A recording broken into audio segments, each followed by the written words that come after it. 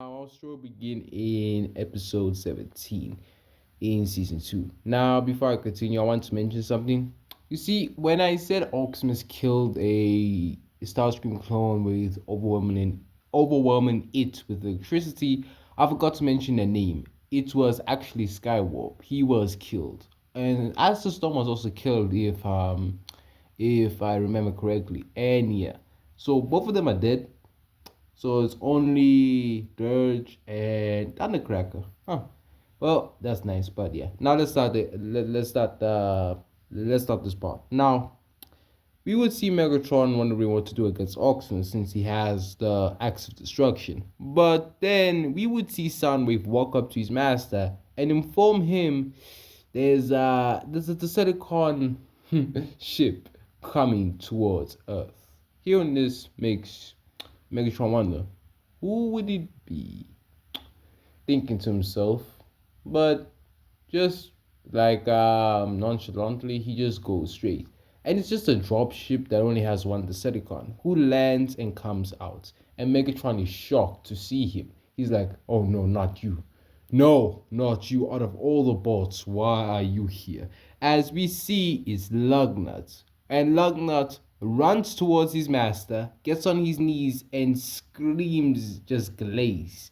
He says, oh, Megatron, my glorious king, you're alive. I'm so happy to see you.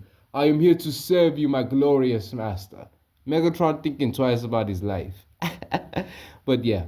Now the entire episode of 17 is just Megatron and no and Lugna just having a talk and all that and asking Lugna to help him with the Autobots. And Lugna does so. But Megatron does inform him to get a vehicle for him, and he does go to get one at the military base. And Agent Fire would inform the Autobots. The Autobots will come in and pretty much overwhelm Lugnut. Lugnut almost gets killed by Oximus because he has the axe of destruction, but quickly he's saved by Soundwave, who ground bridges him out of there. And yeah, that's episode 17. Episode 18 is the same in a way, kind of the same. The best way I can describe this episode is like this: like Smokescream does come towards Earth, but yeah, someone is with him. He has one of his closest friends, one of his best friends, and both of them came towards Earth together. And they obviously had a bit of a tough time. Now we would basically cut towards Dharma base where the Autobots obviously go straight and are fighting the Decepticons because Megatron still sends some, but of course it's different now. As the bots who came the two bots who came are actually like Smokescream still comes in and starts shooting, but another Autobot comes with him. And it's Blue Streak actually, because to be fair, it has been in many continuities, so I'm adding Blue Streak. Yeah, Blue Streak and Smokescreen come together and fight the Decepticons, helping the other Autobots, such as Oximus, Wheeljack, Seaspray, Bulkhead, RC, and Bumblebee. And with that, the Autobots are having an easy time. Oh, and Ratchet's there too. Man, I forgot to mention that. Yeah, Ratchet's there too. So 9 Autobots, not bad, not bad. Not like my other what ifs, but not bad. Yeah, pretty much so the Autobots overwhelm them and kill them. Now, obviously, the Red Energon situation, yeah, the Autobots get that like easy. And episode 19 is the same. Yeah, I'm not gonna change much about that episode. It's the same. Episode 20 though, I wonder how I can cook this one up. Like, how can I cook it up? How can I deep fry it? All right. How would this go? Well, pretty much Blue Streak and Smokescreen do learn about some rules and all that. They really learn all that. But the thing is, Smokescreen still goes on that ride with Jack because compared to Blue Streak, he's more disciplined and he's more you can say he's less childish Best way I can describe it. So he's like not going with his buddy, and pretty much so the Autobots are just wondering what to do. Obviously, going after an artifact. Optimus goes with Bulkhead, Wheeljack, RC, and Bumblebee, while he leaves the rest behind, as he does want Seaspray to lead the other bots to the other artifacts.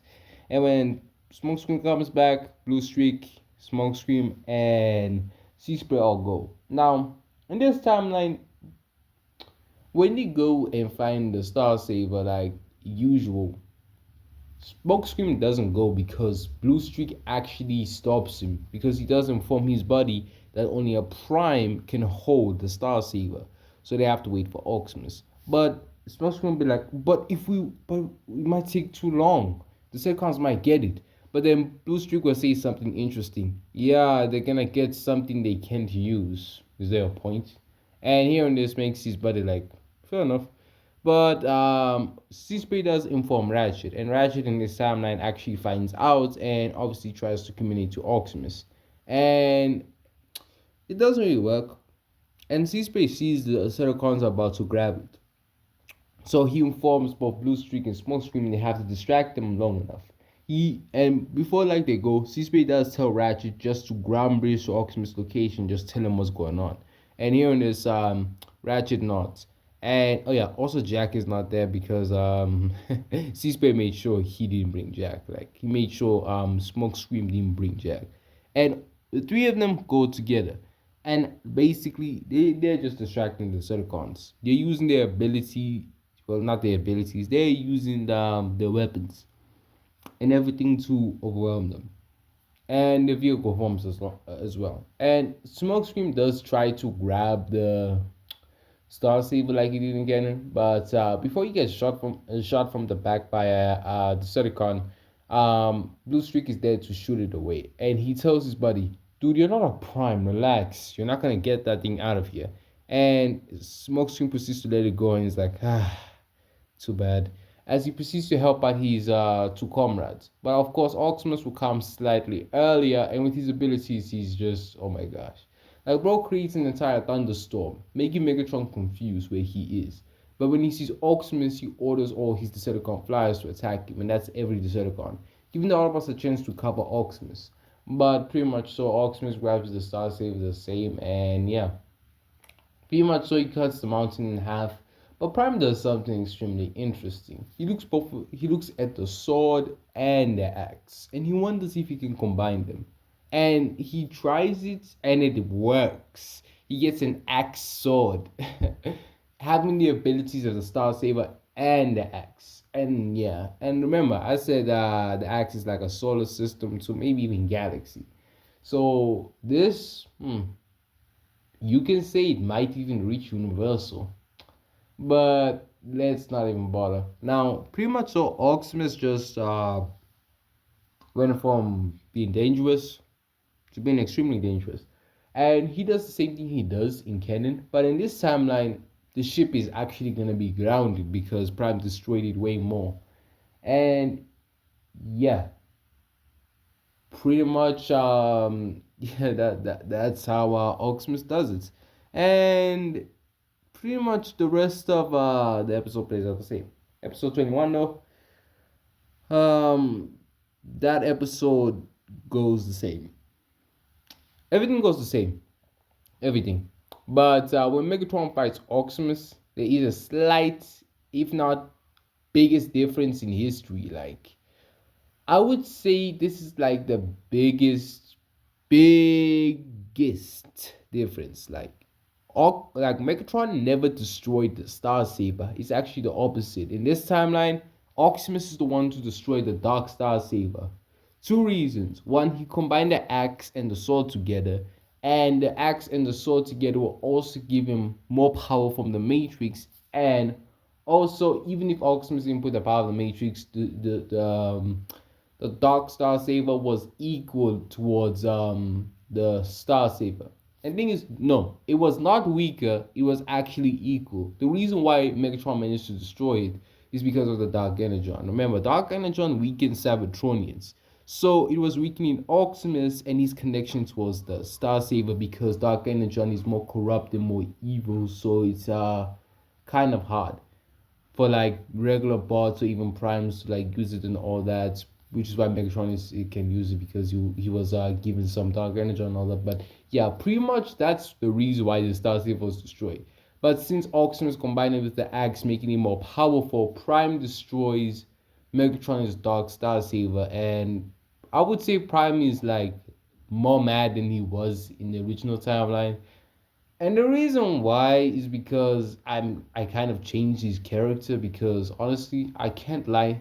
Transformers Prime Optimus was not emotional enough. He wasn't a emotional like I understand why, but he didn't show much emotion when his comrades died. Sure, he was mad, but he didn't show it. But this one he does. So yeah, but Prime does use its full power and destroys Megatron's Dark Star Saber, which shocks him. And Optimus will turn around and slices off his arm, and grabs him by the head and slams him down.